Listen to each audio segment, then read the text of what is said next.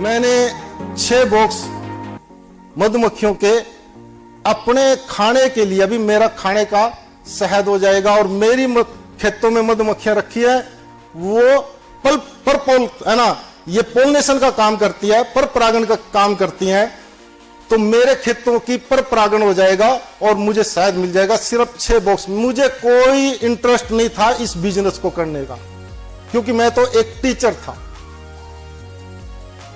और मैं अपने स्कूल में जाता था, आता था और अपने पिताजी का साथ देता था खेतों में।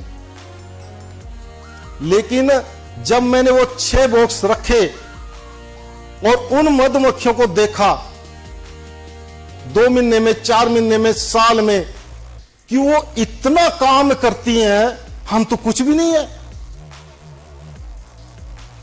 आपको शायद मालूम भी नहीं होगा, मधुमक्खियां एक्चुअली इस पृथ्वी पे ऐसा कोई भी प्राणी नहीं है जो सोता ना हो।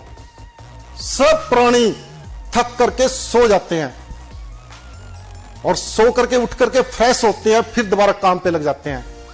लेकिन मधुमक्खियां ऐसा जीव है जो कभी नहीं सोता अपनी जिंदगी में। 24 घंटे 12 महीने काम पे लगा रहता है। वैसे तो उसकी लाइफ बहुत छोटी होती है, लेकिन वो जितनी भी जिंदगी जीते हैं, वो पूरी जिंदगी बिना थके, बिना रुके काम करते हैं, दिन रात। So for 3 tenures subsequent to that, to the Bhuj, one of the missile squadron, Bhuj, Amritsar, and again Delhi. 3 tenures I had in surface to air guided missiles. And thereafter, in between this, during my first posting at Bhuj, I finished my MS from BITS Pilani. And when I finished it in 2006, I joined ICFAI for management course. I did completed that management course. Thereafter, I did a certificate course in business management from MDI Gurgaon. Thereafter, I was trained in helicopters. So all the learnings of missiles, this thing was now overwritten by the learning of helicopters, mainly advanced light helicopter, that is indigenously developed by HAL. So I had my 2 tenures in ALH helicopters at Bareilly and Sarsava, this Sarsava only, which is near to us. And thereafter 5.5 years I was in indigenization, doing Make in India activities in collaboration with all the industries, academia, various IITs and all the R&D labs. So what I focused on. So I will tell you what was my situation when I joined the college and what is my current situation. I was the type of a guy who was very used to be in isolation. I don't used to talk to anyone. Okay. I never used to talk to anyone, and I was also very depressed that what will happen, like I am, I got suspended also. So one of the teacher here, told me there is a cycle. If you have to do something good, you have to get the good internships, and if you have to get the good internships, you have to be good in communication as well as in your technical. And if you have to be good in both, like the colleges, like we have so many engineering colleges in Haryana and all over India. So dramas here and 20 of street plays in our Chota Bans village for the awareness of blood donation and all. At that time I don't used to value that things too much, but today I am realizing its power. Communication is so much important that if you know some concept, but if you are not able to articulate, if you are not able to make someone clear in very, very simple language to your grandmother, then it is actually useless, right? So be very effective in communication, and as far as I know, there are so many groups in our college, so you should take that advantage. Okay. Doctor ने कहा कि हमने इस बच्चे का future secure किया है। हम पिछले जो डैमेज हो चुका है उसको क्योर नहीं कर सकते। उन्होंने कह दिया था कि आपका बच्चा नॉर्मल बच्चे की तरह कभी नहीं चल पाएगा, लेकिन हमने उसको भी, वो प्रॉब्लम भी हमें मतलब तोड़ नहीं पाई एक तरह से। उसमें भी हमने आगे बढ़ने की हिम्मत रखी। मेरा सारा सेमेस्टर बेड रेस्ट में चला गया, लेकिन टीचर्स वो मेरे को अपने फ्री पीरियड में एक्स्ट्रा क्लास में भी लेते थे। रिसेस के बाद मेरे रिपीटेड लेक्चर्स होते थे, लेकिन मैं साइंस की क्लास के लिए फिर फिजिक्स लैब, कभी केमिस्ट्री लैब चली जाती थी। इस टीचर्स ने मेरी होम ट्यूशन भी ली, घर आके वो मेरे को कई बार पढ़ाते थे। और आगे मतलब घर आकर मेरे को कई बार पढ़ाया, बहुत कोऑपरेशन मेरे टीचर्स का रहा, मेरे पेरेंट्स का भी मेरे साथ बहुत कोऑपरेशन था। मेरी मम्मी मेरे स्केच पेन से नोट्स बनाती हैं बड़े बड़े अक्षरों में, वो मैं पढ़ के लर्न करती हूँ। और मैं कभी, मेरा स्कूल भी ना रेगुलर नहीं रहा, मेरी फिजियोथेरेपी बहुत चलती थी और हम यमुनानगर डीएवी फिजियोथेरेपी सेंटर में ही फिजियोथेरेपी कराने जाते थे। मेरे पेरेंट्स ने मेरे पर बहुत मेहनत की, पापा मेरे को वहाँ लेकर जाते थे, उसके बाद फिर पार्क में वॉक कराने भी लेकर जाते थे, बहुत मेहनत की, लेकिन ज़्यादा कुछ रिजल्ट इसका निकला नहीं, कोई इम्प्रूवमेंट नहीं हुई। लेकिन उसके बावजूद भी हम मतलब एक लाइफ को हमें स्ट्रगल मानना चाहिए। ये छोटी छोटी प्रॉब्लम्स हैं, इनसे अगर मैं हार के बैठ जाती, एक हर किसी की लाइफ में एक रोल मॉडल होता है। और तो भाई एक बात बताओ, क्या इंडिया का एजुकेशन सिस्टम स्टार्टिंग से ऐसा था जो आज हम स्टूडेंट्स के लिए सिर्फ एक बर्डन से ज्यादा और कुछ नहीं है? No, it's a clear no. भाई इंडिया का एजुकेशन सिस्टम ना आज हम सिर्फ वही फॉलो कर रहे हैं जो एक इंसान ने दिया था, just to destroy our rich and traditional education system जो एग्जिस्ट करता था ब्रिटिशर्स के आने से बहुत पहले। थॉमस बैकबेंटन एक ऐसा ब्रिटिशर था जो जब इंडिया में आया ना, तो उसने देखा भाई इंडिया के गुरुकुल में एस्ट्रोनॉमी, फिलोसॉफी, पॉलिटिकल साइंस ऐसे 18 डिफरेंट सब्जेक्ट्स पढ़ाए जाते हैं एंड इस लेवल तक पढ़ाए जाते हैं that we can beat any scholar from all over the world. We were so rich in knowledge. India में पता है हम क्या मान के चलते थे कि हम हर लेवल पे ना एक दूसरे को साथ लेके चलें। और जब थॉमस बैकबेंटन ने ये सब देखा तो उसने एक ऐसा न्यू एजुकेशन सिस्टम इंट्रोड्यूस किया जो आज तक हम फॉलो कर रहे हैं, और हम लाइफ के हर स्टेज पे, हर लेवल पे बस अपने आप को दूसरों से कंपेयर करते हैं। अभी तो टाटा, बिरला, अंबानी वाली पोस्ट में जाएंगे तब सक्सेस होएगी। पर क्या हो अगर मैं आपसे कहूं कि आप बहुत सक्सेसफुल हो? अभी रुक जाओ, पहले मैं अपने बारे में 2 लफ्ज तो बोल दूं। I am participant number 2 and today मेरा टॉपिक इतना ही है कि मैं आपको बताऊंगा कि सक्सेस की डेफिनेशन क्या है। What is definition of success and how much successful are you. मैंने एक लाइन बोली थी कि आप बहुत सक्सेसफुल हो। मैं अभी ये प्रूव कर सकता हूं आप कितने सक्सेसफुल हो। स्टार्ट करते हैं। बचपन में जब आपका बर्थ हुआ, आपने चलना सीखा, बोलना सीखा, ये सब सक्सेस ही तो हैं। आपने यहां तक आने के लिए फर्स्ट, सेकंड, थर्ड, फोर्थ कितनी क्लासेस के एग्जाम्स क्लियर करिए, सक्सेस ही तो है। बस प्रॉब्लम ये है कि आप मानते नहीं। जो वर्ड है ना सक्सेस, इसकी डेफिनेशन चेंज होती रहती है टाइम के साथ। आजादी आजादी आजादी, आजादी का असली मतलब उसे ही पता होगा जिसने गुलामी देखी है।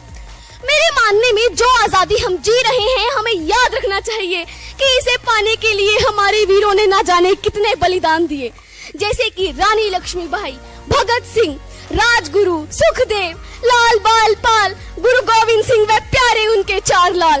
अरे कई तो ऐसे हैं जिनको हम जानते भी नहीं, और अगर मैं इनका वर्णन करने बैठूं तो यह दिन भी छोटा पड़ जाए।